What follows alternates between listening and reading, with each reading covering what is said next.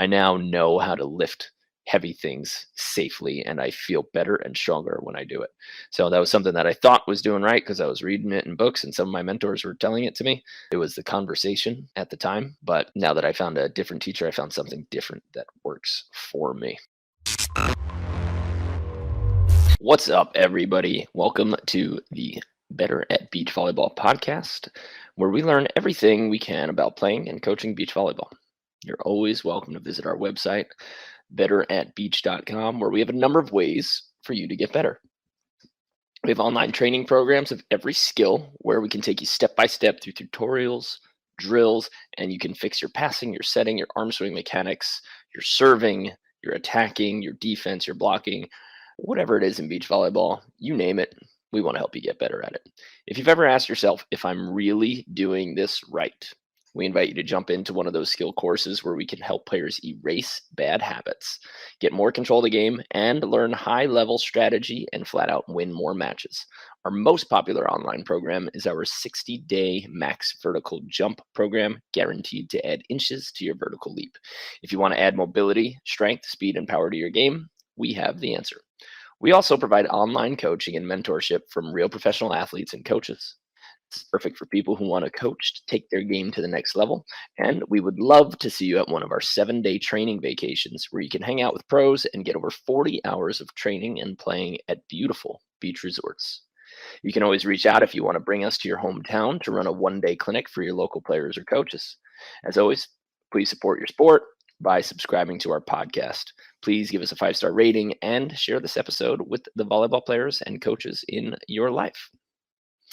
My name is Mark Burik, and we are going to get into it.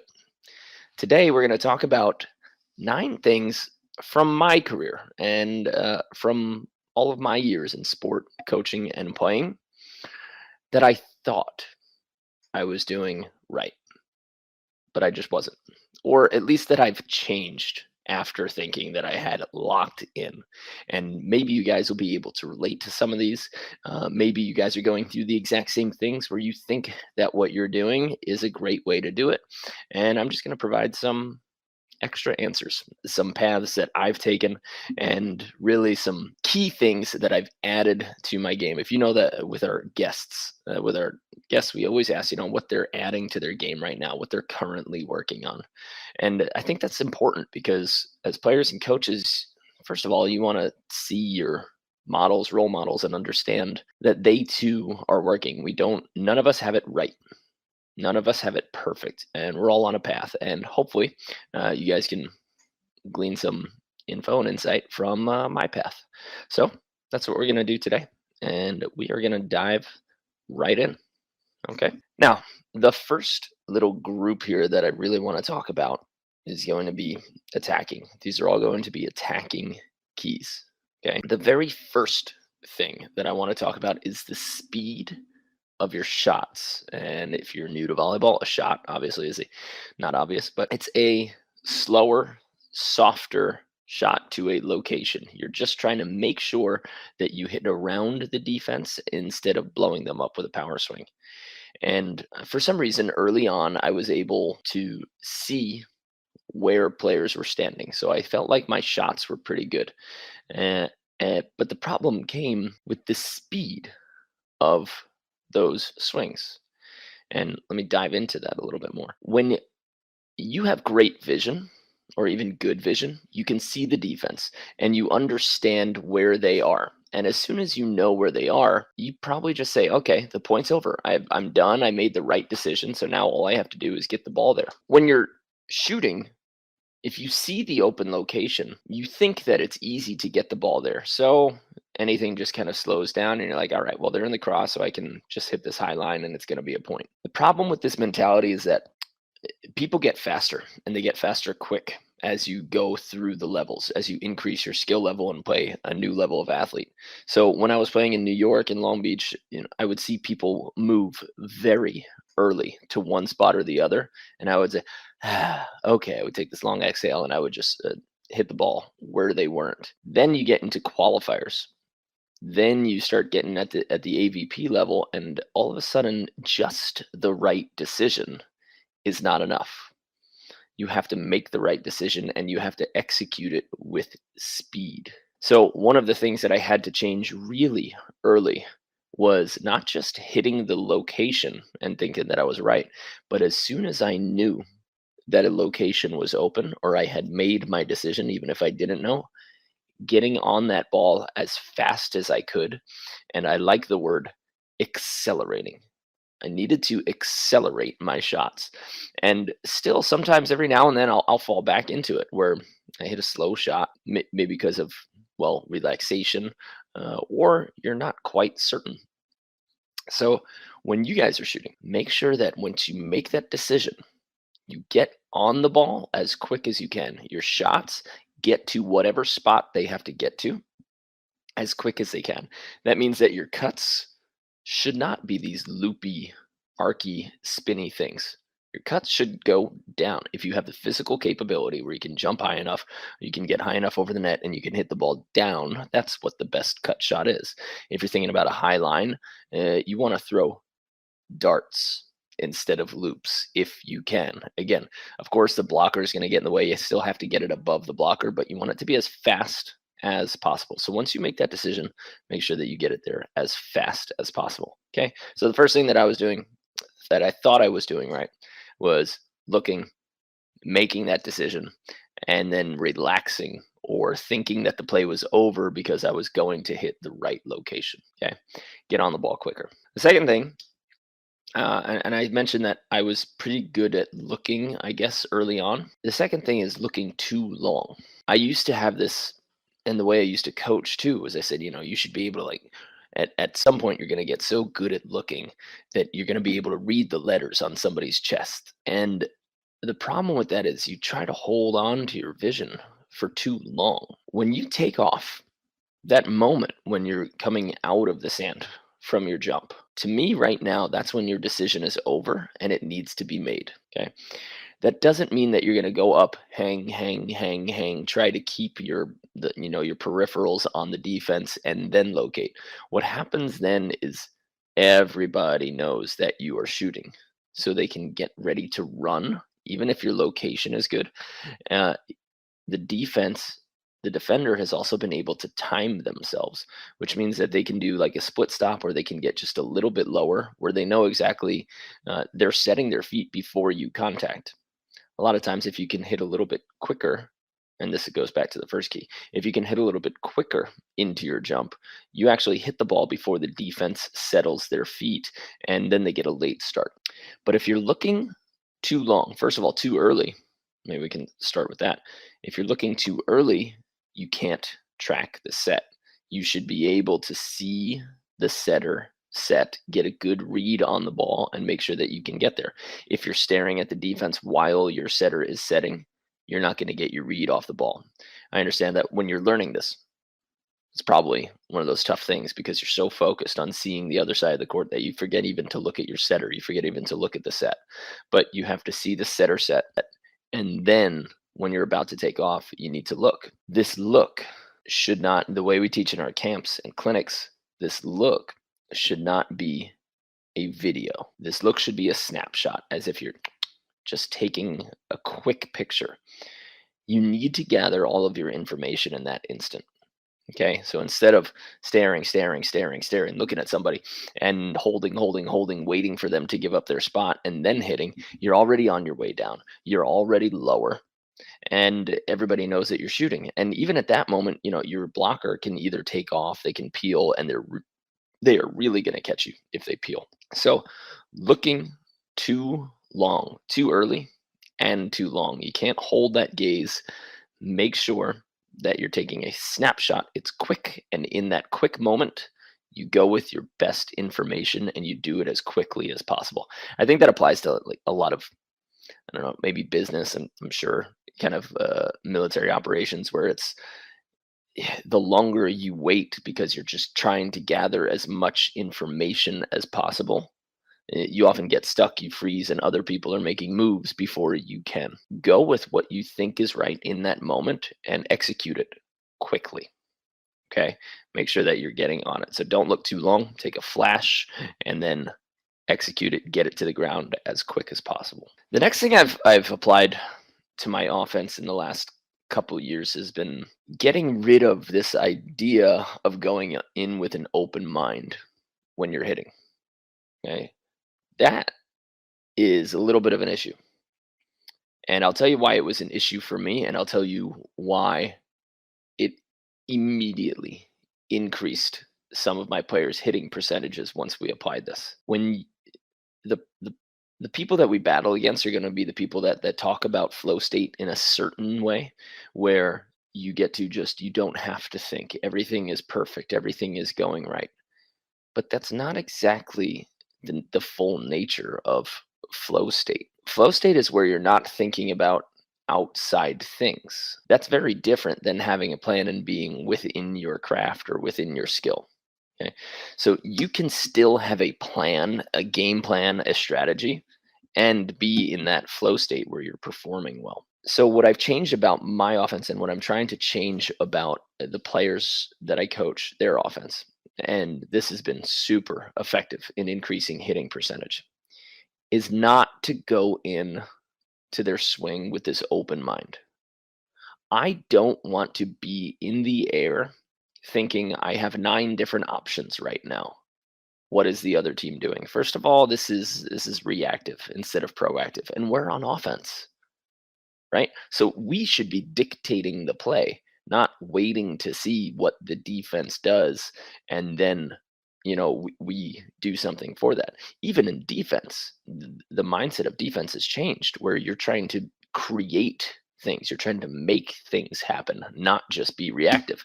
And so if you go into every swing with this open mind of, you can hit hard cross, you can hit hard line, you can hit high line, you can hit over cross, you can hit over cut, you can hit high seam, you can hit pokey, you can try to chisel it under them. All of a sudden, all of these decisions, they all crash into each other while you're in the air, and they cause indecision. There's this marketing study about the dynamics of choice, and they put jellies into supermarkets. In one of them, I think they had 2 jellies. It was like grape or apple, something like that. And in the other supermarket, or in the other testing group, they put like 27 different jellies, all different flavors. And what they wanted to see was, did people buy and how long it took them to buy. When shoppers had 2 choices, they made decisions quicker and they bought more. Supermarkets always thought that if we give people more options, hey, they're going to be able to get exactly what they want. But instead, you had this paralysis that comes with too many choices. And they, not only were they so much slower to purchase the right jelly because there are so many decisions to make, but most of them get so frustrated with making the choice that they just stopped and they didn't buy any of the jellies. Okay, when we translate this, there's also, as far as I know, there's done a fighter pilot study where they gave them, instead of, okay, you've got this giant 3D space, and now let's just make whatever decision we have to.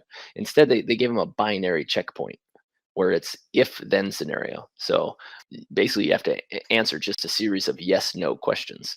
And this also eliminated errors and made decisions faster. So if you take those 2 for volleyball, and you say, okay, I have the entire court to work with. I have a lot of shots in my arsenal, and the defense is doing a lot of stuff.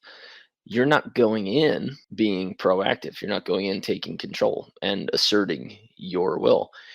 And then with all of these decisions to make, you might end up freezing. Okay. I did a shot chart with one of my players, and we talked immediately about offensive strategy. I said, okay, what are you trying to do? What are you trying to establish here? What's your best swing? And he told me, it was his cut shot. So, okay.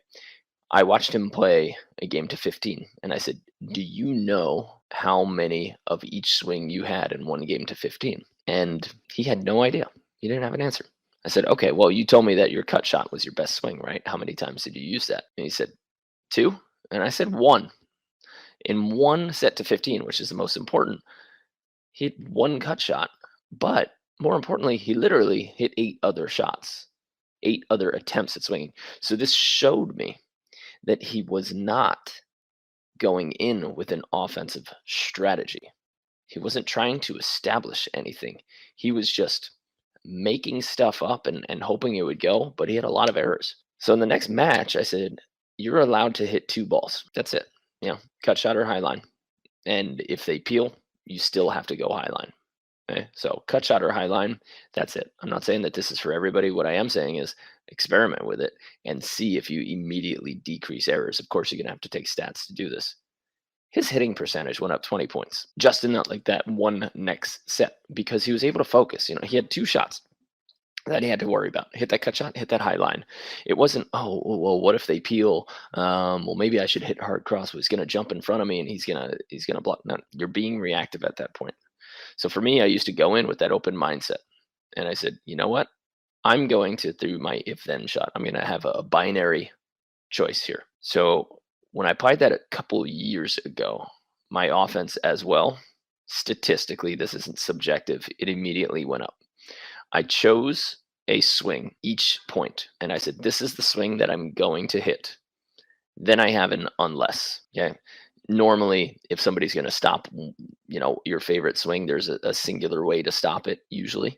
So I would say, if I see them do this, then my next swing is this. So I had a plan A and I had a plan B. I didn't go for one swing and then if it's closed, I don't have a plan after that. Okay. And then you have your oh crap shot, which I'm telling you right now, for everybody, it should be deep middle.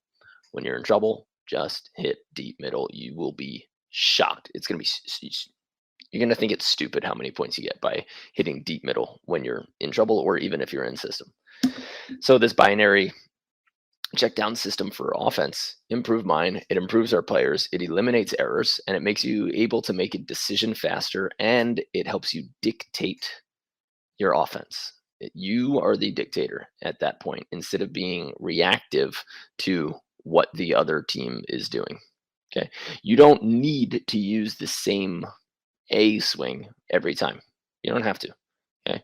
But each point you should have in mind, what are you trying to establish if this happens? And you can dive into that further. You can make a bunch of rules for yourself, but you should have a plan, an offensive plan, an offensive strategy. And I don't think most people do that. At the B, A, double A level, I think people just bump set hit with no regard for establishing the long game. So I would say having that open mind when you're going into offense, you should try to get rid of it. See what it feels like. See if it helps you eliminate errors. See if it makes it simpler. The problem is sticking to this. It's sticking to it when you think that you're on the right strategy and you get stopped once or twice. I'm telling you right now that a strategy works over time. It works statistically, which means you're going to lose a few points down the road. And that doesn't mean that you've chosen the wrong strategy. And it doesn't even mean that you should change that strategy. Okay, stick to it, see it out over the course of a set, 2 sets, a tournament, and see if it works for you. We've got tournaments coming up and you've got practices. You can use one practice to practice hitting high lines and cut shots only, because that practice will make you excellent at hitting those shots from more locations and hitting them better when you need to. Okay, so don't go in with an open mind for a little bit. I want you to see if you can establish one swing, have an A shot, have a B shot, and then have your oh crap shot, your C shot.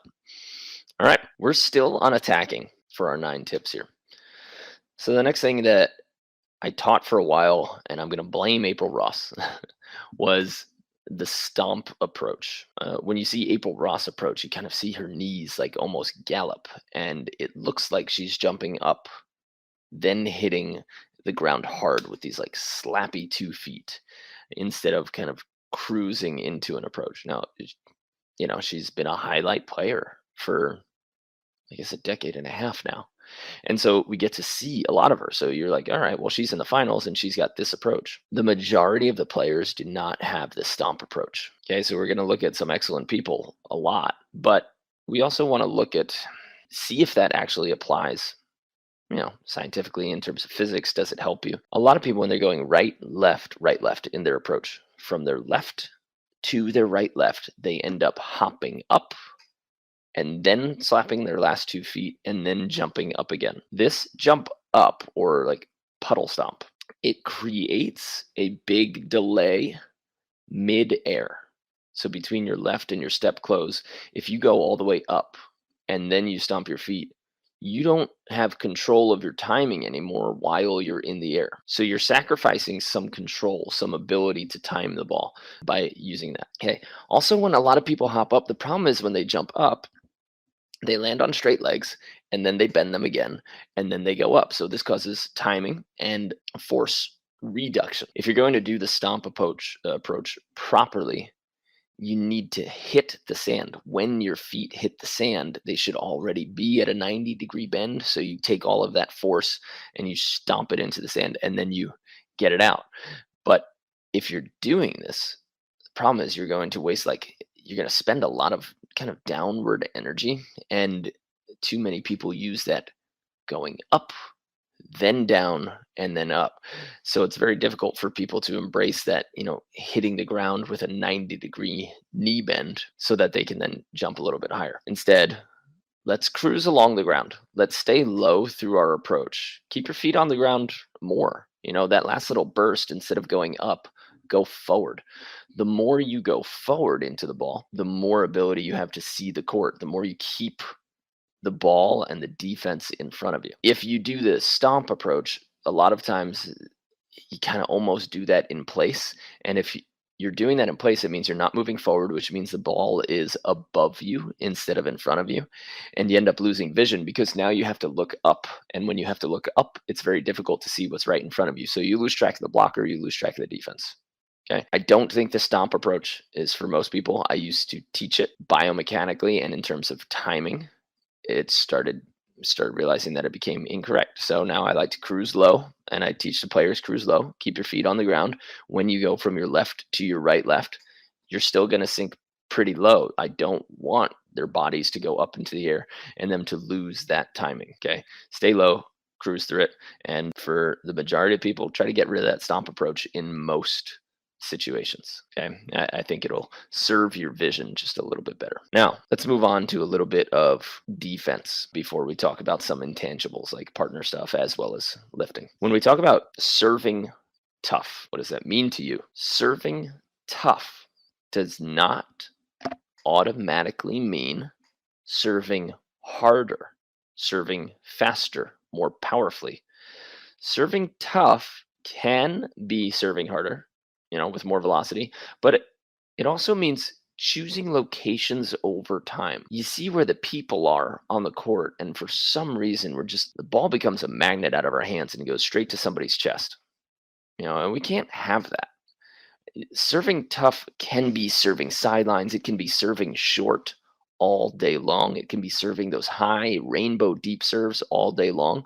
All of these causes a lot of footwork that beginner and intermediate players don't always pay attention to, how you can change somebody's footwork and actually knock them off balance. But when you serve short, most players don't get back to half court and they don't get the full approach that they normally do. This doesn't only affect their power and ability to jump, but it affects their vision too. When you serve somebody high and deep, now they have a long pass, which means their setter's probably going to get a little bit more nervous because they're setting a longer, higher ball. And they end up carrying their momentum. Usually when you put somebody deep, instead of getting to their 3/4 depth where they should start their approach from and then starting their approach, they end up running straight from that back line. And they then lose total control of their timing. You can also serve sidelines. You can knock them inside, knock them outside. Put them find some way to get them off of their line. Now, that's what I thought serving tough meant. We have to be aggressive. We have to serve tough. It doesn't just mean bring heat. And I'll tell you what happened next as the next evolution. Once I realized that serving tough didn't automatically mean bringing more velocity, I got so in tuned with the strategy side of it that I would just kind of rely on hitting those spots. And I never went back to bringing the heat, right? Let's talk about it in terms of Major League Baseball, maybe with pitchers. Pitchers have a hardcore fastball, something that they just let go of, right? So that you're putting heat on it and you're attempting that location. But then you also have those change-up serves that are designed to get somebody off balance, designed to change their timing. Off-speed pitches, a curveball, a knuckleball, a change-up, right? Those jack up the timing. But those are usually only effective if you can apply different pressures at different times. So if you keep throwing curveballs, you keep throwing changeups, and you never get in there with a fastball, you're not going to affect the player the way it's designed, the way they're designed to be effective. So what I did is once I found out about all those spots and that they changed people's timings and knocked them off balance, that became the thing that I became obsessed with. Now I'm back to a place where there is a time to rip, and there's a time to, as some of my East Coast buddies say, whip it out and show them what you're made of. And then there's also a time to find strategy, right? And see what's going to work in terms of spots. Now, ideally, you can spot people and hit with heat. But if you have the type of serve where you can overpower people, don't lose that. I think I ended up losing that for, maybe a year, maybe two. And now I'm back to a point where I can get back there and I could say, no, it's time to physically take over instead of mentally taking over. So I think you guys can embrace that. There's a time to be physical and strong and aggressive, and that will turn and win a match. But there is also a time to knock people off balance and be very strategic about the spots that you serve. And of course, ideally, you want to be able to do both. Okay. So serving tough, I thought I had it right. Then I changed and I thought I had it right again. And now I'm at a place where I think I have it right again. But you can explore all of those spots, heat, changing up, and knowing when it's time to physically push the match. Okay.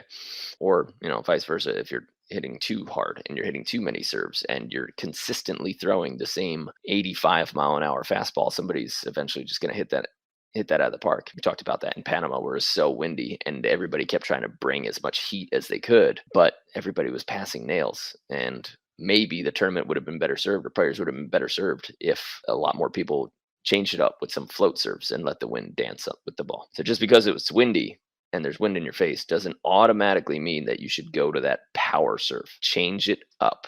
Keep the other team off balance. Next on my list is still a defense one for something I thought I was doing right. And we trained this a lot when we were training back in the East Coast. Chris Frazier, Shane Donahue, Brandon Joyner, Eric Lucas, Hudson Bates, Zahn, and Dentler. And we were practicing, I remember specifically, because I think I have a picture or I found a video of it later on, but we were practicing fours, right? Running when the blocker dives into the diagonal and the defender runs to the line. The way we ran it was that I kept trying to leave early enough so that I could dig the hard driven down the line. I thought that the 4 was designed to dig everything except for maybe the overcross. It can be, but it doesn't have to be. I think people get upset when they run a 4, when they dive their blocker into the diagonal and they run their defender late to line, and then the attacker hits hard line. That's not the time to be upset, because normally the 4 is not designed to dig the hard driven line ball. That is one of the swings that you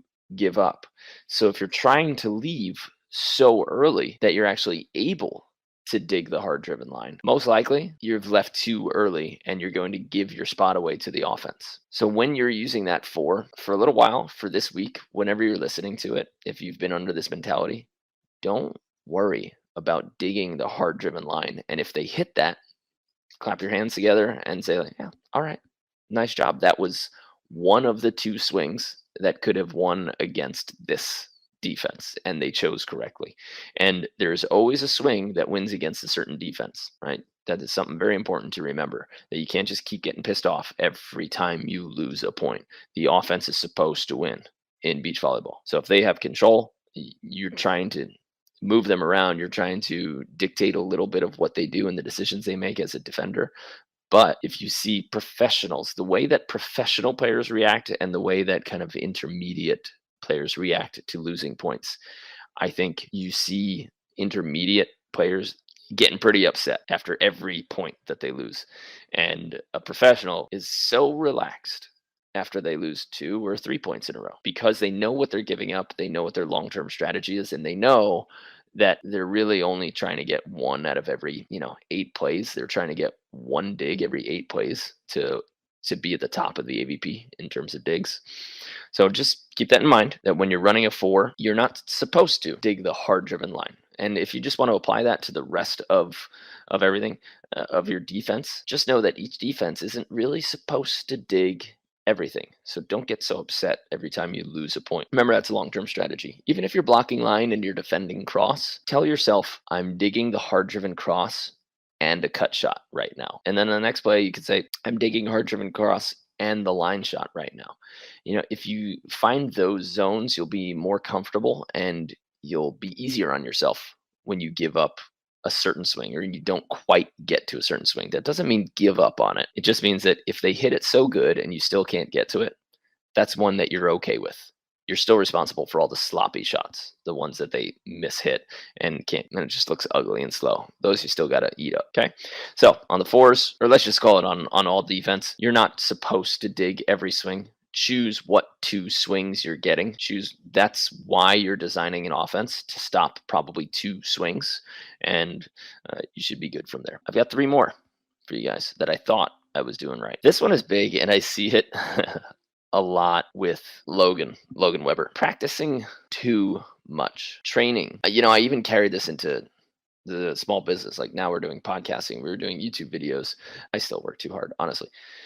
But practicing too much instead of looking at what you can be doing to maximize each practice, to maximize your conversation, maximize your strategy, and understand that if you just keep practicing without directing it, without saying what you're improving on, without setting a goal for that month, measuring it and saying, did it work? If you're not doing all of these things, then you're just fatiguing yourself, because you might get a little bit crispier, but if you just keep playing matches and you never actually figure out how to improve your high line, the small little hand adjustments, feeling and understanding your swing once you jump up into the air, if you can't understand those so that you're training specific goals, then you're just shooting in the dark, really, and you're exhausting yourself. I practiced for way too many hours, and I would train as well in the gym. Literally, when I was pro overseas, I had a lot of just 6-hour days. The notion of recovery never entered my head, and I didn't often set goals. All I wanted to do was just get stronger, get better, get stronger, instead of dicing it up, making sure that I'm going into a small skill mindset where I'm going to improve one thing at a time, or I'm going to improve one number at a time, and then devising a way to do that. So if you're out there, and I feel like these athletes are rare, but if you're the person who is just going ham, see if you can find a coach who can give you some direction so that your practices can be focused. Save yourself some time, save yourself some injury, save yourself some injury potential, and direct your energy a little bit better. And a coach, a mentor, will be able to do that. And you have to choose each month, what are you going to get better at this month? Then you need to ask, how are you going to do it? What drills are going to make you better at it, and how long you're going to do those. Okay. And you have to measure those with your gameplay as well, because you need game experience, but you can't just keep practicing as hard as you can, as long as you can. Okay. So that was a mistake I made. I thought that I didn't have a notion of recovery. I practiced and played too much without having a very specific direction and without giving any credence to the recovery nature of it. Don't practice too much, but instead I would say direct your practices instead of just playing. Last 2 we got. This one comes from relationships with partners. I've put a lot of pressure on my partners and my teammates for a long time, since I can remember. I mean, high school football, they gave me the captainship my JV year, and during warm-ups, I thought they were giving us, we had to do crunches as part of our warm-up routine to get stronger, to get fitter. And instead, it was more designed just to warm up, to kind of increase your base just a little bit. So I would just go until the coaches told me to stop, and I would make my whole team do 50, 75, 100 crunches just during warm up. And people thought I was crazy, thought I was nuts.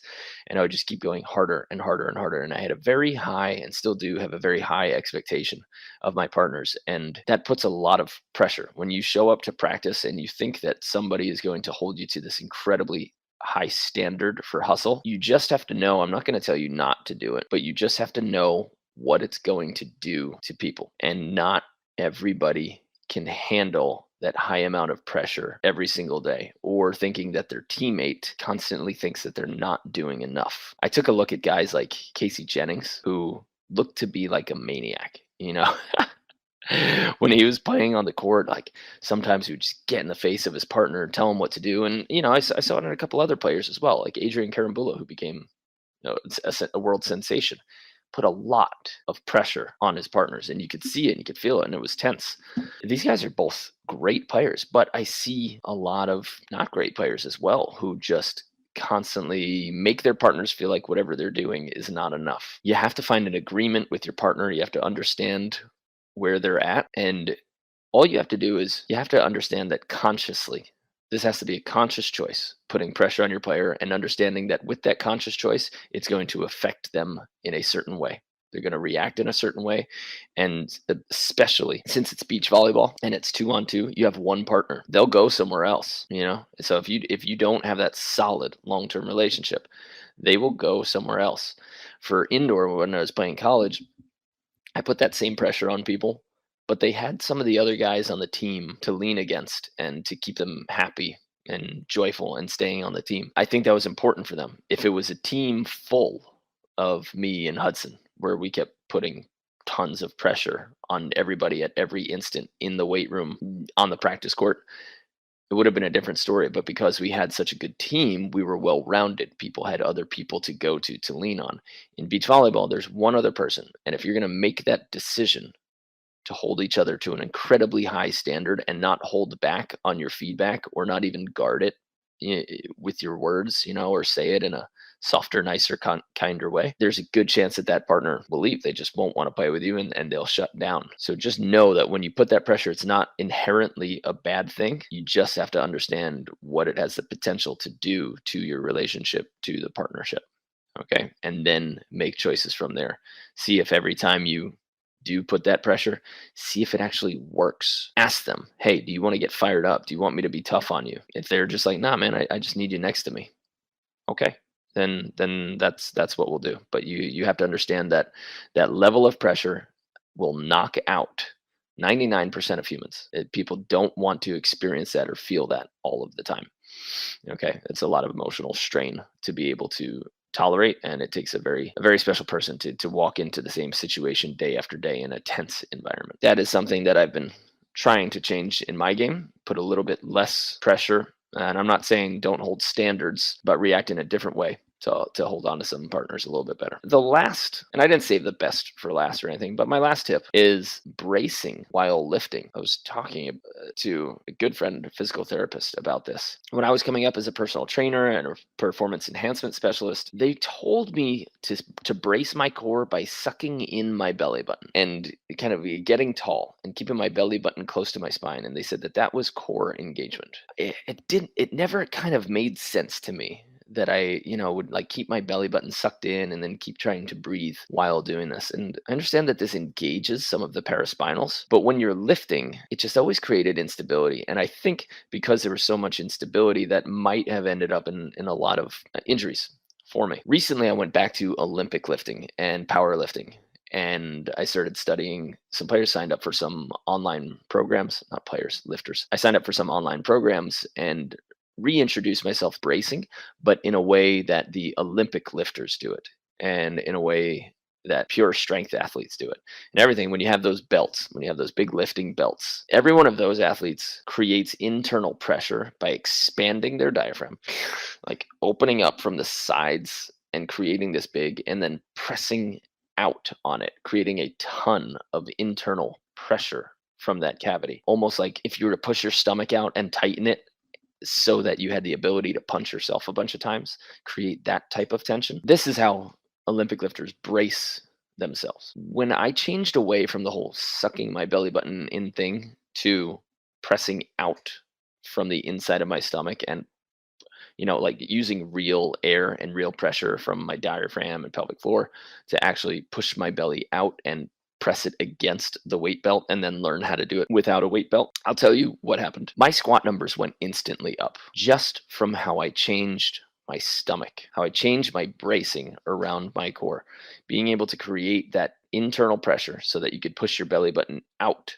and create force from inside. What that does essentially is when you put all of the pressure in your mid, once you have all of that pressure, the fluid and the space in between, it creates a little bit more rigidity. First of all, it creates rigidity so that you have even space between like your ribs and your hips, and they don't wobble, so that that extra pressure out there goes. And then once the external core muscles are rigid, that helps the spine stay rigid, and then you don't have any wobble and you don't have any of these energy leaks. When I fix the way that I brace in terms of lifting, it was an immediate, and I'm not talking about like a week or a couple lifts later. I'm telling you that I was able to lift instantly more because of how I held my core muscles. And originally, when I was coming, I don't know in the industry why they told us to try to bring our belly button close to our spine. And I'd like to have more conversations with more people like that. But then when I went and I said, you know what, I'm going to study some Olympic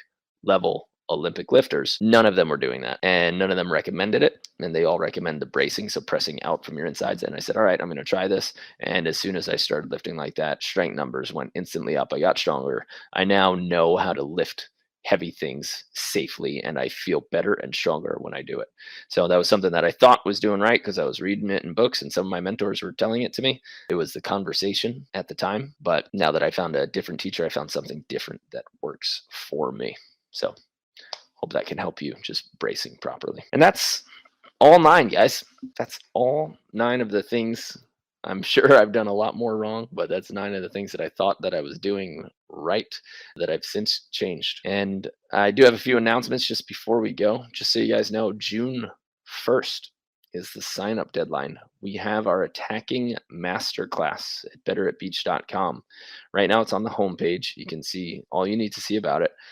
But essentially, we're going to take you from the ground up, okay? And I can actually take you through the modules right now. And I'll tell you what's included in this attacking masterclass. Okay? It's going to be a month, and it might go a little bit longer because what we do in our online courses is we have all of our videos recorded. We take you step by step. We give you video homework so that you can watch it, so that you can actually do it. And then we give you drill homework. When you go and you do your drill homework, you film it. You post it on our private Facebook group. We have a team of coaches that goes in there and actually tells you what you're doing right and what you're doing wrong. Not only do we have literally thousands of hours invested into the videos that we've created in these courses, but for the attacking masterclass specifically, which is starting on June 1st, you have to sign up before June 1st if you want to go through the whole thing. You're getting access to that course, and you're getting access to all of our skill courses. We're not going to talk about all the other skill courses, but you have access to them, right? And you have access to the 60-day max vertical program. Once you're in here, you're going to watch a few videos each week, and you're going to get video homework. When you do the video homework, you post it on the Facebook group, and like I said, we actively coach you. So when most people talk about online courses and they go through a recorded version, and you can do that and you can crush this. I mean, building your technique from the ground up so that your steps are right, your jump mechanics are right. Most people, the large majority of people, actually legitimately have no idea how to jump in terms of mechanics, in terms of syncing their arms. And so one of the first things that we do is we make sure that you get the right footwork so that you can be consistent, and you fix your jump mechanics so that you can actually utilize whatever strength or power you have. That's just the first module. After that, let's see, I'm going to go through the modules here. So footwork is the first module. Then the second, we're going through elite jump mechanics. After that, we talk about arm swing mechanics for power, how to develop actual power, how to develop torque through your body and what that actually means, how to create whip. And if you have shoulder injury or pain, I'm telling you right now, this course, I can't promise that it's going to eliminate it. But when so many players say, hey, as soon as I made those fixes, I was able to hit harder and I was completely out of pain. And I haven't been able to swing at a ball without pain in years. And all we had to do was give them a few technical cues to fix their arm swing. And that was it. And when we can see you swinging because you're posting your videos on the Facebook group, we can give you real advice and give you help. The fourth module is timing and spacing, understanding exactly where you need to be and when you need to start and how to adjust your timing. There's a lot of different spacing scenarios that you need to understand, from right side, from left side, when the pass is tight, when the pass is off, and where you need to get your ball. And we talk about that a lot in that part. The next one we go through strategy. Okay? Should you use power? Should you use finesse? Who should you model yourself after? How to learn what your best attack is, and then admitting your weaknesses. Honestly, we go through a lot of that, and we have deep conversations about saying, hey, what swings should you really be going for? Because we know what swings Phil Dahlhauser can go for, and I know that you watch him every weekend, but should you play? Should you model yourself like him? Probably not. So let's find a different model for you. And we talk a lot about that in the strategy session as well. Then we have vision and decision making, where we train you on how to look, how to see, when to make certain decisions, and again, keeping a survey of the court so that you know what looking entails. And then we give you all the at-home drills that you can do to increase your vision. We talk about out of system offense, what to do when everything is bad and when it's really windy. So we dedicate a full module just to out of system uncomfortable offense when things don't go right. And then we kind of wrap it up with exercises and workouts that are going to make you better at offense, are going to help you jump higher. What types of exercises you should always be incorporating is so that you can actually hit with power, because you can learn how to hit with power, but you can also increase your power potential. So we teach you what exercises and workouts you should be doing, as well as we give you a collection of offensive and side out drills. All of this is just in this one course. When you sign up, you get access to all of our courses, and our group goes, so we take all of our players, all of our members, and we go step by step through the season. So right now, currently, our members are in their second week of the How to Set Better in 30 Days, the setting blueprint. Okay, they're going through all of the setting exercises, and they have daily exercises that they can do with hand rhythm, essentially bumping to themselves, hand setting to themselves, and they're recording that, and they're also getting coached on that. So if you sign up right now, you can catch the tail end of the setting course so that you can really shore up your hands and understand what setting rhythm looks like. And then you'll be in time for the June 1st deadline for the attacking masterclass, which is going to go so in depth into technique and strategy. So if you've ever felt like you just can't get your timing right, like you don't understand why your consistency is not there, you get one great hit every 8 balls, but you don't know what led to it or why, or you're the type of person that gets that one great hit and you're like, yeah, that was the set. It's not usually about the set. A set can ruin your hit, but it's about your footwork. It's about establishing consistency so that you can have a great offense. So if you guys want to come along this journey for the attacking masterclass, it's a behemoth. It's awesome. You get real coaching. You get access to all the recordings. And then as soon as we are done with that, we're going to go into our ultimate defender. So you can sign up now. And then before the season, we can take you through all of the offensive techniques and strategies. And then for the next month, once we're done with that course, we're going into ultimate defender, which is going to be the exact same thing for everything defense. And again, I think the best part about this is that you actually get to post your videos and ask questions in our private Facebook group anytime you want. And our coaches respond and give our critique within 24 hours. So when you're kind of wondering, or you're sitting there and you're searching through YouTube and you're like, where's the answer to this unique question that I have about like how to contact my hand on a cut shot, or when I should even hit a cut shot, you don't have to wait anymore. Just sign up for the program. You put that question in the Facebook group, and either a national champion or a professional athlete or a national team coach, those are the only people we have coaching in there, those are the ones who are going to give you the answer to all of those questions. Can't recommend this enough, guys. I built it because I wanted it there for players like me who were looking for answers early on and had this kind of slow discovery process and couldn't quite get the answers, couldn't find a place to get the answer. So we have it for you. We have it built step by step so that you can build your approach and your attack from the ground up. And we hold your hand through it with fantastic coaches. Don't know of any other program like this. I think it is the answer for so many people, and it will get you an entirely new offensive set so that you can finally start hitting balls consistently, understanding timing, setting yourself up in the right place so that before you even hit the ball, you have a better chance of getting a great hit just because of the setup and the offensive design, which we go through in the first half of that course. So I really invite you to come along for that journey. Again, it starts June 1st for the attacking masterclass.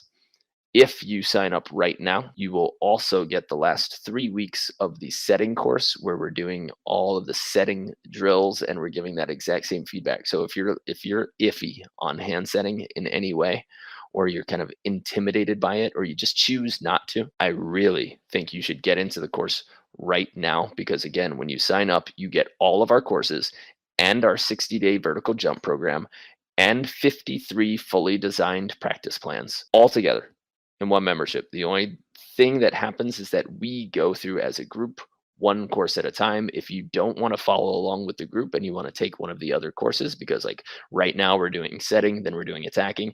If you're only interested in defense, you can go through that course. You can still post your videos and we will still answer your questions in the private Facebook group. So I wanted to make sure you guys knew about that. The deadline is June 1st, but if I had the choice, I would get in right now. If I could fix my setting, if I could have somebody lead me for this inexpensive of a price, if I could have somebody just lead me through setting and through my game and through my strategy, and I had constant access to them getting it, there's no doubt in my mind that I would sign up for this. It's a little crazy, the price that we're offering right now. And me and Chad talk about it every day. We have to increase it because it's not going to actually sustain our company at the price that it's at right now. So I want you to go to the homepage, go to betteratbeach.com, sign up. Right now, it's $39 a month for unlimited coaching and access to what we've put in thousands of hours of work into our videos. And inside of that, I think there is close to maybe 1,200 hours of video. But don't worry, I know that sounds intimidating. We've structured it so that you can actually take it step by step and you have these modules by module. Okay. So again, just to like do a little quick rundown, the modules that we go through are the approach, your footwork for attacking. Then we go through elite jump mechanics. We teach you how to jump, how to sync your arms. Then we go into arm swing mechanics for power. We get into timing and spacing so that you're in the better location to develop your offense. We go into strategy so that you know what to hit and when to hit it. Then we go into out of system offense and how everything changes once you have a bad pass or once it gets crazy windy. And we have exercises and workouts that are going to make you a better hitter, plus all of the offensive drills that you should be incorporating into your practice. That's just the offensive course. Then there's a ton of modules for all of the other courses, which you get all in the same package.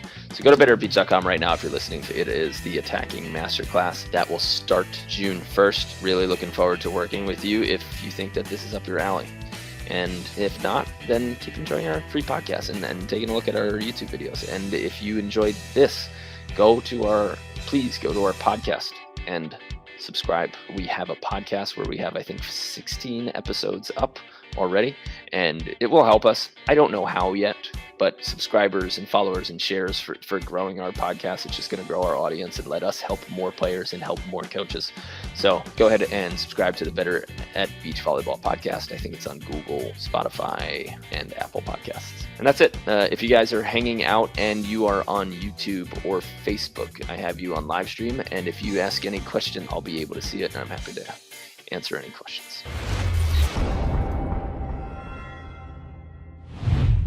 Rucky Life said, is there any reason you aren't playing in Austin? I qualified for Austin. We did pretty well in Panama. I went hiking in Hawaii. I fell out of a tree. And it didn't fall out of a tree. The tree broke underneath me and landed on a rock, and I now have a broken foot.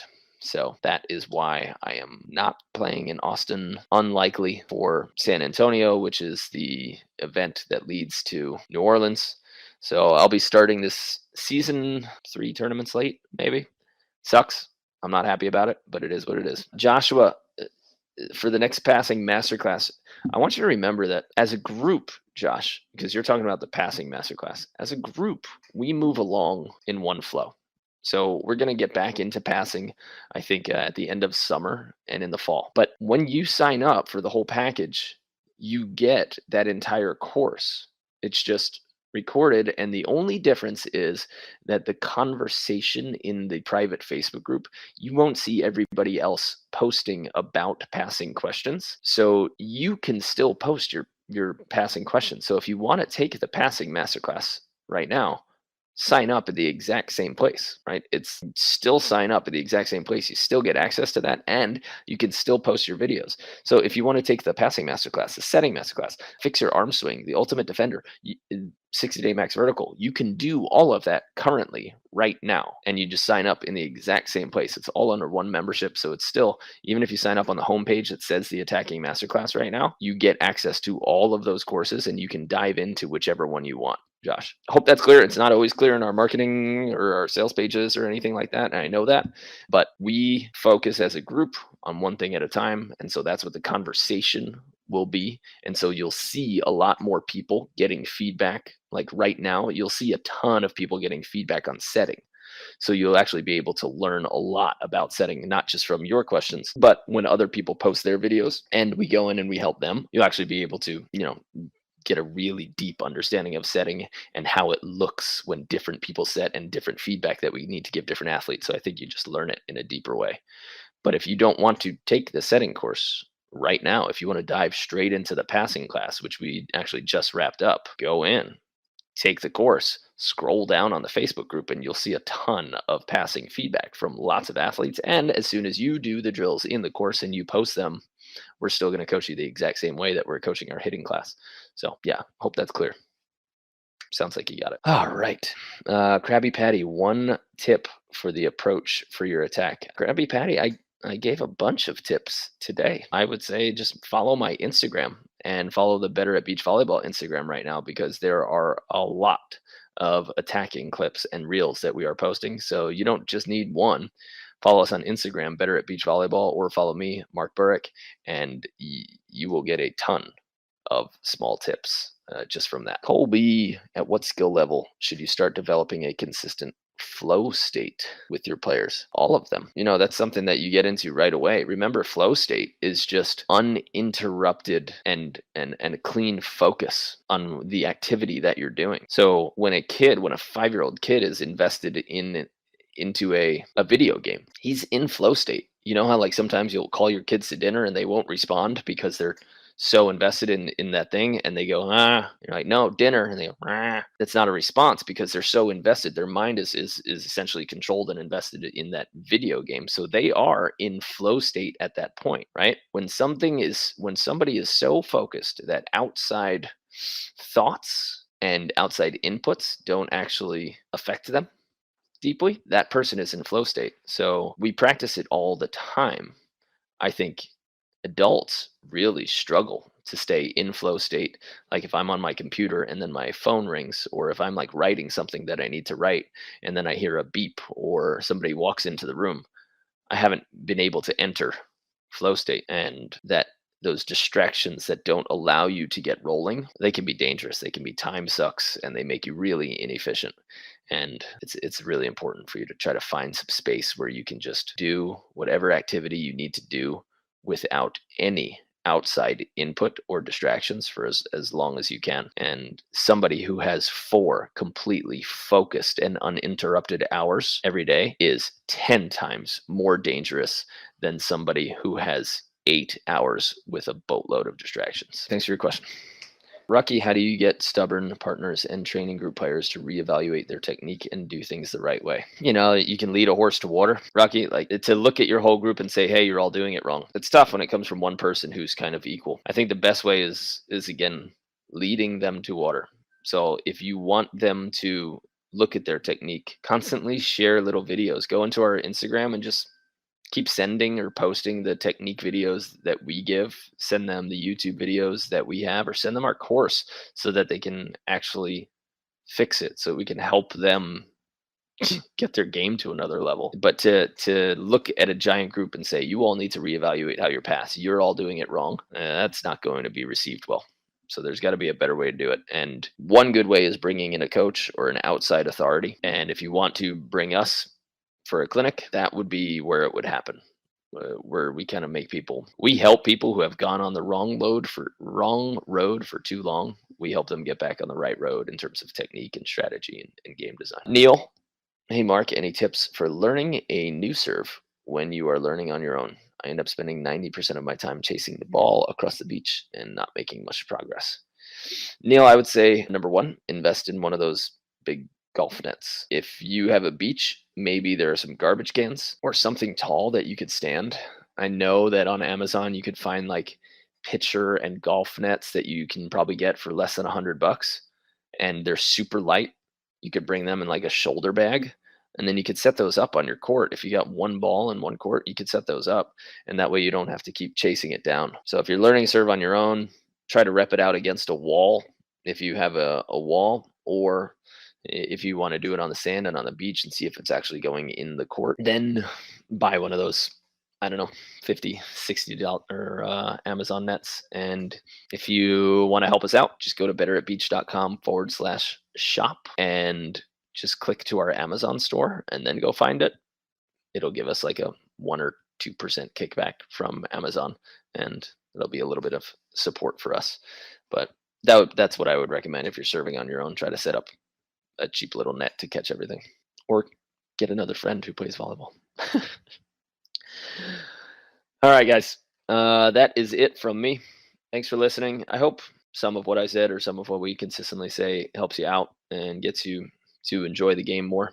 And I hope that some of it crosses those boundaries where you can actually apply it to your lives or your businesses and your relationships. That's becoming a lot more at the forefront of my head. So I appreciate you sticking around, and I hope you can apply this stuff, like I said, to your games, to your lives, and wherever it's important for you. All right.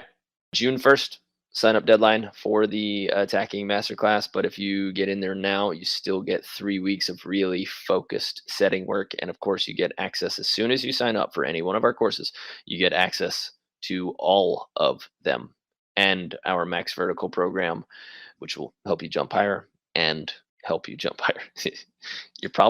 Most of you are probably going to add like 6 inches as long as you dedicate yourself to it. And the 53 practice plans, which really come in handy. So invite you over there. Hope you guys sign up, and then we can get to work and crush the season together. All right, guys. Have a good one.